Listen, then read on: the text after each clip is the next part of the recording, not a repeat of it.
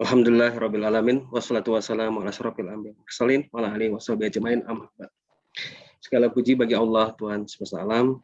Semoga salawat dan keselamatan selalu tercurahkan kepada Nabi kita dan Rasul termulia kita Nabi Muhammad SAW beserta keluarganya dan para sahabatnya.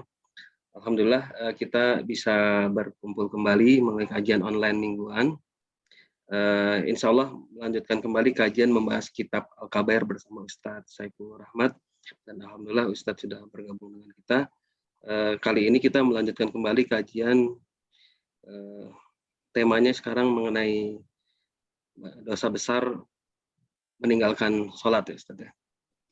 Cuma mungkin nanti setelah akhir materi mungkin bisa saja ada yang bertanya kelanjutan dari yang materi kemarin Ustadz tentang sihir. Ya.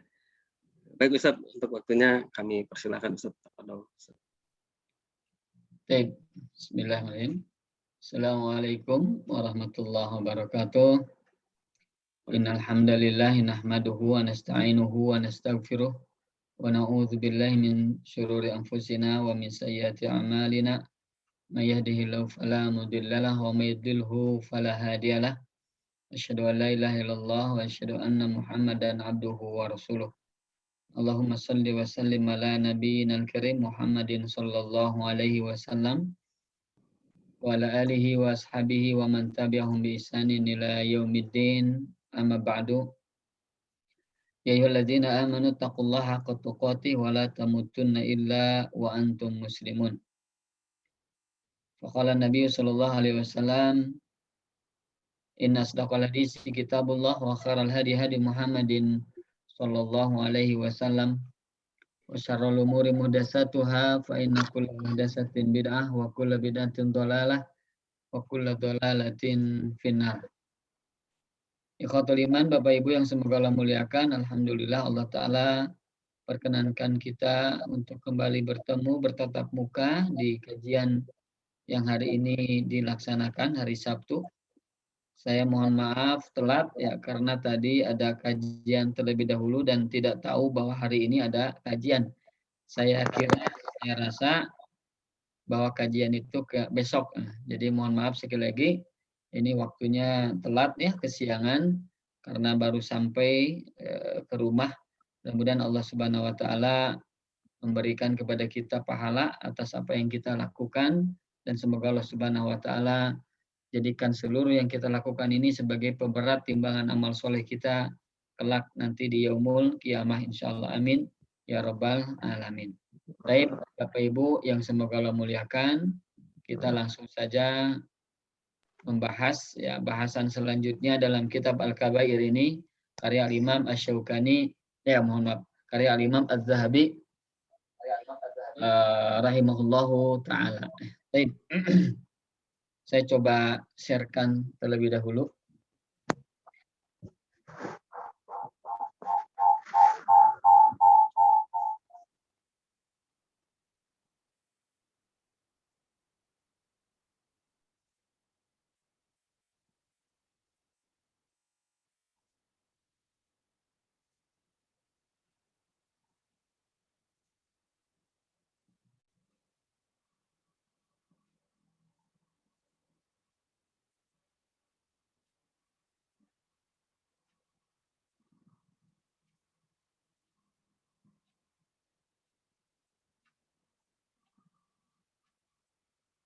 Baik.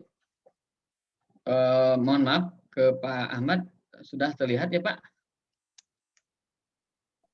Kelihatan Ustaz ya. Baik. Coret-coretnya ada Pak ya? Ada coret-coretannya ada. Alhamdulillah. Baik Bapak Ibu yang semoga Allah muliakan, kita mulai kajian ini dengan memohon pertolongan dari Allah, meminta kepada Allah, mudah-mudahan Allah berikan kepada kita kekuatan dan pahala insyaallah. Baik, bismillahirrahmanirrahim. Qala al-muallif, berkata pengarang kitab yaitu Al-Imam Az-Zahabi rahimahullahu taala, al-kabiratur rabi'ah, dosa besar yang keempat. Kita sudah membahas 3 dosa besar. Ya, pertama syirik, yang kedua adalah qatlun nafsi, membunuh jiwa ya. Yang ketiga adalah as-sihru, sihir. Nah, di kesempatan kali ini kita membahas yang keempat adalah tarkus sholati. Tarku as-sholati. Meninggalkan sholat. Ya. Jadi yang keempat adalah meninggalkan sholat. Nah, bagaimana kedudukan orang yang meninggalkan sholat ini di sisi Allah Subhanahu Wa Taala? Maka kita akan coba mengetahuinya dari paparan-paparan Al-Imam Az-Zahabi yang beliau kutip dari Al-Quran dan As-Sunnah. Jadi salah satunya beliau mengutip sebuah ayat ya dalam Al-Quran, yaitu surah Maryam. Surah Maryam ayat 59 ayat 60. Ini surah Maryam 59 sampai 60. Qala Allah Ta'ala, Allah Subhanahu wa taala berfirman, fa khalafa min ba'dihim khalfun. Fa khalafa min ba'dihim khalfun. Maka kelak akan ada, akan diganti ya setelah mereka. Jadi akan mengganti, akan datang setelah mereka. Khalfun, sebuah generasi. Generasi. Ini kata para ulama, kalau dengan sukun ini berarti generasinya generasi buruk. Ya, kalau dalam keadaan fathah, khalaf, maka ini adalah generasinya generasi yang baik. Jadi fa khalafa min ba'dihim khalfun. Maka akan datang nanti generasi yang buruk setelah mereka. Atau ussolata, mereka itu menyepelekan sholat, ya, meringankan atau menyepelekan sholat. Wattaba'u syahawat, dan mereka itu ciri orang yang generasinya buruk itu pertama tadi melalaikan sholat, ya, atau menyepelekan sholat. Yang kedua wattaba'u syahawat, yang kedua ini satu, yang kedua wattaba'u syahawat, mengikuti syahwat. Syahwat, ini mengikuti apa? Syahwat. Fasaufa yalqauna ghayyan, maka kelak mereka itu, maksudnya mereka ini adalah khalfun, generasi yang buruk ini. Maka orang yang generasi buruk ini, yang mereka melalaikan, menyepelekan sholat, dan mereka lebih cenderung, lebih menyukai syahwat, ya, kesenangan-kesenangan, maka yalqauna ghayyan, mereka akan menemui ghay. Ghay itu secara bahasa adalah kesesatan, ghayyan. Ya. Menurut menurut sahabat Ibnu Abbas radhiyallahu anhu dan para mufassir yang lain, ghay di sini adalah sebuah lembah fi jahannam. Wadin fi jahannam. Sebuah lembah yang ada di jahannam.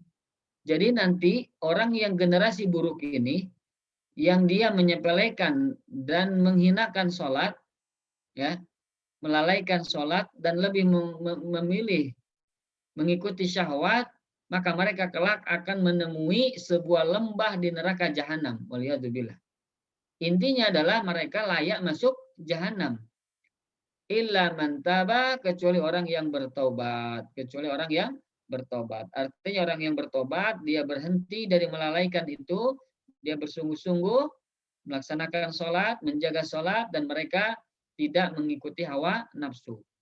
Jadi ikhwatul iman yang semoga Allah muliakan, ya, di dalam ayat ini secara nyata jelas bahwa di antara ciri generasi buruk adalah mereka melalaikan sholat, insya Allah, ya, dan mereka mengikuti syahwat, mengikuti kesenangan-kesenangan, ya, asyahawat an-nafsiyah, syahwat yang berupa kesenangan nafsu, kesenangan apa? Nafsu, keinginan hawa nafsu, pacaran, berzina, ya. Kemudian ingin berlomba-lomba dalam bab harta dan pamor serta keterkenalan.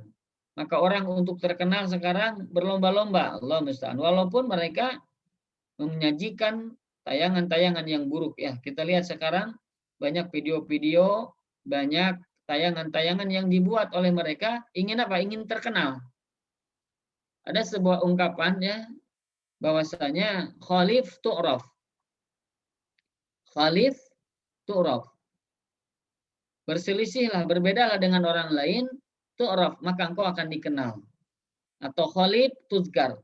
Berbedalah dengan yang lain maka engkau akan diingat. Nah, maka hari ini orang-orang ingin dikenal, ingin terkenal, ya, ingin diingat dan lain sebagainya. Maka mereka memberikan, menyajikan tayangan-tayangan sesuatu yang disenangi oleh hawa nafsu. Nauzubillahi min dzalik, ya. Perzinahan, apalagi misalnya hal-hal yang berbau syahwat. Waliyadzubillah, ya. Baik itu syahwat berupa tadi syahwat syahwat hawa nafsu dari sisi birahi, ya, maupun syahwat dari sisi yang lainnya seperti kesenangan yang lainnya. Maka ini sama, ini diantara generasi buruk, ya.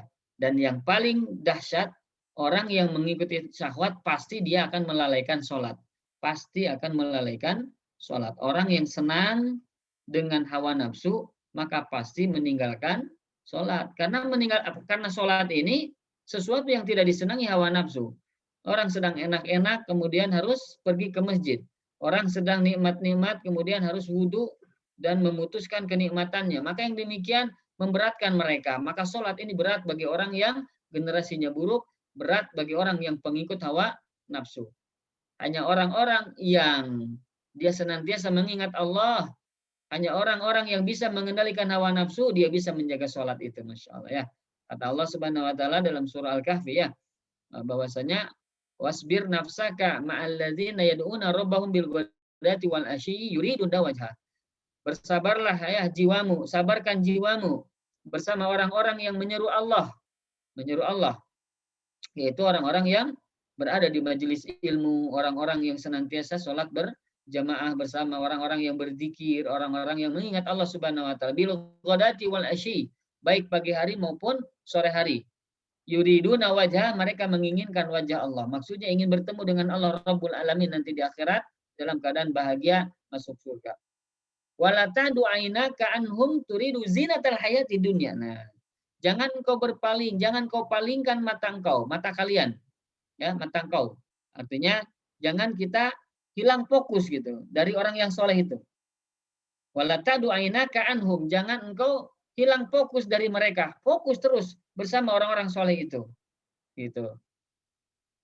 Turidu zinatal hayati dunya, karena engkau menginginkan keindahan dunia. Jadi ketika ingin dunia, akhirnya tidak bergaul dengan orang-orang soleh, tidak bergaul dengan orang-orang yang selalu berzikir kepada Allah Rabbul Alamin. Akhirnya apa? Akhirnya dia tersesat. Ya, waliyadzubillah. Wala ta'du ainaka anhum turidu zinatal hayati dunya